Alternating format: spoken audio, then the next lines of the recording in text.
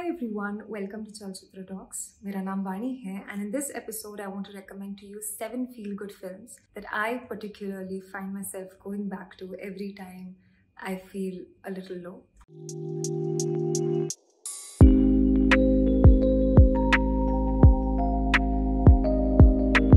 I'm pretty certain these 7 films are the films that you've already seen before, but I wanted to talk to you about them nonetheless because I feel sometimes you need good films to uplift your spirits. So the first film that I actually want to recommend to you is The Blind Side, which stars Sandra Bullock. It's actually the story about an African American boy who gets adopted by a Caucasian family, and they help him in overcoming his learning difficulties and eventually achieve excellence in the field of American football. It's actually the story of Michael O'Hare, who was a very famous American footballer, and he played in the NFL. What I absolutely love about the film is his relationship with his younger brother, SJ, and his mother, who is played by Sandra Bullock, and how they actually help him get over his consciousness and help him actually become more confident. The next film that I want to talk to you about is School of Rock. Now, of course, it has been directed by Richard Linklater, that's one. And I love the character that Jack Black plays in the film. An obnoxious teacher who's filling in for an actual teacher. But it's ridiculous how everything boils down to rock music for him. And that's one of the many reasons why I love this film as well. When he introduces his class to rock music, when they learn about Prince, Pink Floyd, AC/DC, Led Zeppelin, it was kind of a dream come true because you want to see the same enthusiasm when you introduce such music to people. But yeah, nonetheless, it's a feel-good movie that I probably have seen a number of times, and mostly because of how they accept Jack Black, the kids accept Jack Black into their rock band. The third film that I want to talk to you about is Little Miss Sunshine. Little Miss Sunshine is one of my favorite films. It's actually the story about a family that travels across the country because their youngest wants to participate in a beauty pageant. And there they realize that how she'll have to compete with girls who probably do not act their age. But that's not the end of it. It's a beautiful story about a family coming together. My favorite scene has to be the one that they show in the poster, with the family running after the van. But there are so many beautiful moments in this film that will make you feel better and closer to your family. There is this one particular scene in the film that I absolutely love. It's the one where Olive Hoover, who is our protagonist, she tries to comfort her elder brother, Dwayne Hoover, who has just realized he cannot be a part of military services because he is colorblind. And this scene always tears you up because everyone is just afraid of how they have to deal with a teenager who has just realized his dreams cannot ever be true because he's colorblind and they cannot do anything about it. And the way she talks her way through to her elder brother just fills you up with hope. The fourth film that I want to recommend to you is Wake Up Sid, which a lot of you have already seen. It's a beautiful film about dreams and hopes and achieving them. And it also portrays Bombay in such a beautiful light.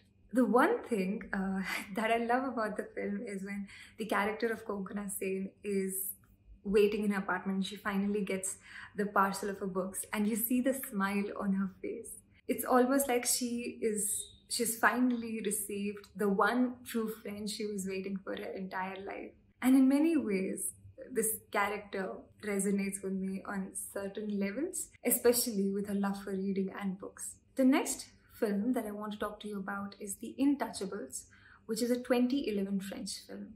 The first time I saw it, I had trouble because it wasn't dubbed in English and I only had access to subtitles that were available in English. And I had to watch it twice to actually live through the experience. But nonetheless, I did so and watched it twice because the first time I saw the film, I absolutely fell in love with it. The film is about the relationship between two men.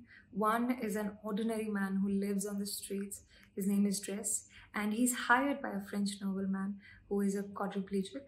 That means he is basically handicapped and he has to be carried around and all his work needs to be done for him. The one thing that I love about the film is how much this French nobleman owns his life. He's rich, yes, but then he knows how to live through the experiences. There is this one scene in the museum where you see this French nobleman buy a piece of painting which has absolutely nothing but red dots on it.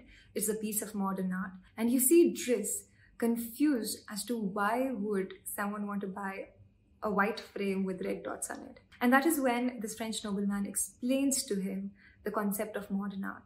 And a few days later, he comes rushing to him and he tells him like, hey, look, I made a piece of modern art. And you see that this French nobleman manages to sell it for some good amount of money to his friend. The way he sells it to his friend will actually leave you in happy tears because it's all the more satisfying, and it is a warm scene. And you see both these men who come from different backgrounds look out for each other. The next film that I want to talk to you about is called Lakshay. It stars Hrithik Roshan and Preeti Zinta, and all of you know about this film. The reason why I love this film is because of the transition that the character of Hrithik Roshan makes in this film. The first scene, you see him as this guy with unkempt hair who does not take anything seriously.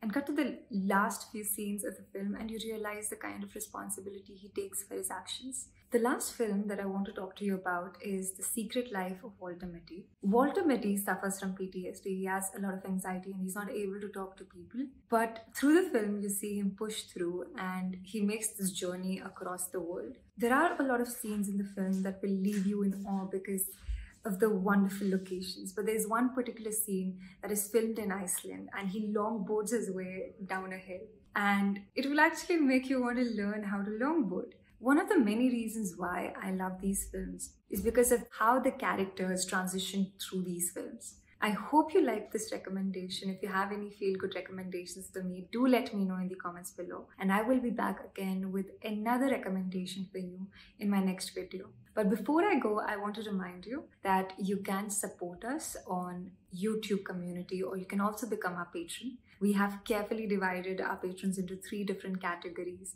and Godfathers are at the top. Each category comes with its own perks, but Godfathers are particularly special. They get admission to our exclusive WhatsApp groups dedicated to movies, music, and books. They also get to be a part of our streams. They get access to our launches before they are made public to the general audience. And they also get to be a part of the town hall sessions that we host each week. So do support us if you like our work. And I will be back with another recommendation for you in my next episode.